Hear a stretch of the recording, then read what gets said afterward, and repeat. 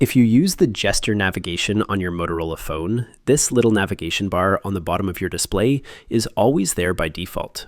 I know some users don't like it, and the good news is that you can hide it. To hide it, we're going to go to Settings, and then scroll down to Gestures.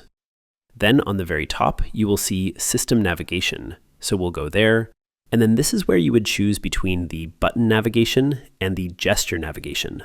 I'm assuming you already have gesture navigation enabled, but if you don't, you can first enable gestures, and then you're going to tap this little gear icon here. This opens a menu where you can do some modifications, like adjust sensitivity for your left and right edge, and then on the bottom, you see the navigation bar options. Here, you can either decide to show it, or you can completely hide it if you are into the clean, minimalistic look.